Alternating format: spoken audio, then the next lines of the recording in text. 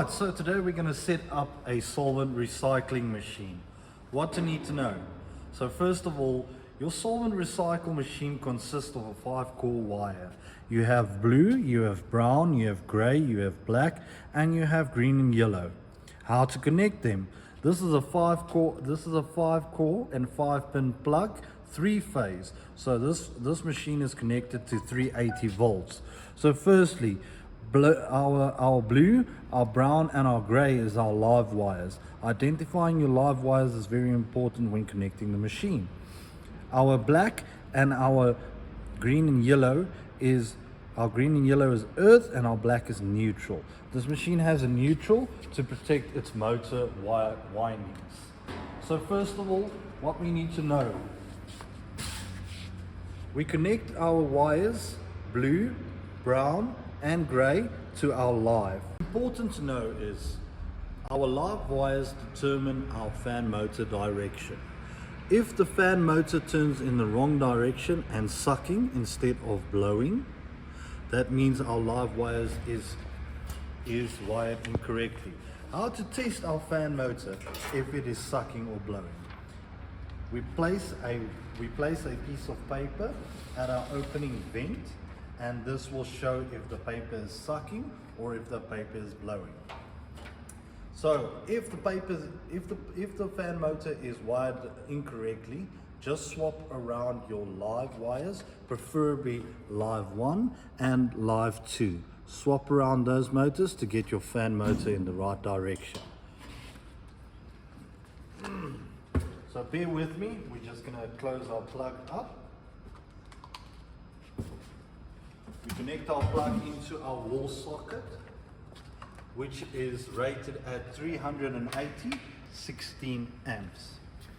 In order to run your machine successfully, you switch on your fan motor and then you press run button for 3 seconds. Currently you can see the green light indicating that the machine is already in run position. When we adjust our figures, we stop the machine.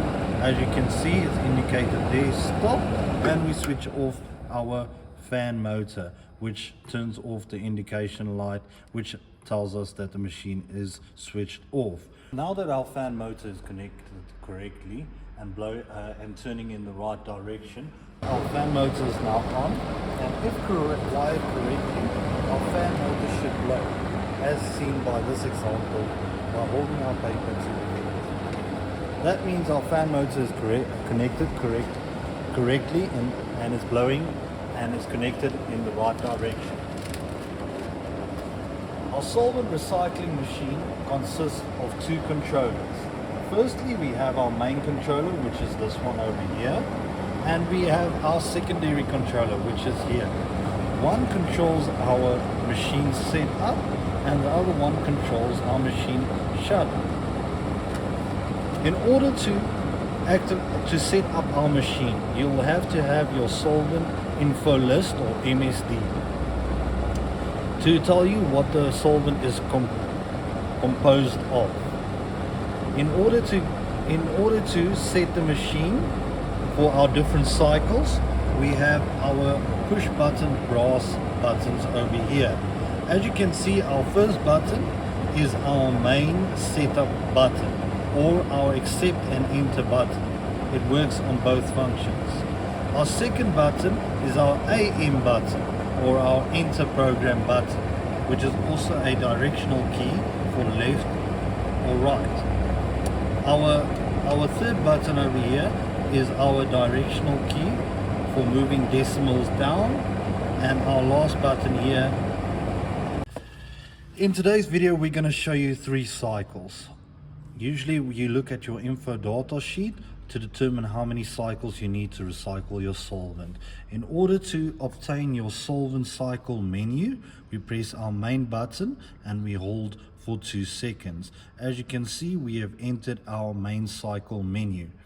This allows us to adjust how many cycles you need for each solvent you are recycling. Currently we're going to run at 3 and we press accept. Once we press accept, a lock screen menu will show and we press accept again. Now we're going to set temperature and time of each cycle. In order to obtain the cycle menu, we press our decimal direction arrow or our AM button. We enter our first cycle's temperature control, and here we have set it to 90. Our first cycle is set at 90, and that's exactly where we want it. Then we're gonna press our main button to enter into our first cycle's time, which is indicated by T. And the time we want to run our first cycle is 90. So our first cycle is gonna heat at 90 degrees for 90 minutes. Our second cycle we have set to 100. As you can see, SP indicates the temperature for our second cycle. Our first cycle is our lowest temperature that we set the machine at. We always try to keep our first cycle at the lowest temperature, which is 90. As you can see, our second cycle is on 100. Now we enter our second cycle's time.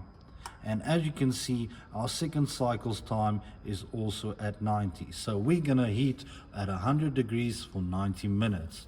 We then enter our third cycle.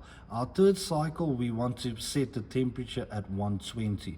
We press our arrow directional key and we set it to 120 degrees. We then press accept and we cycle to our time for cycle 3.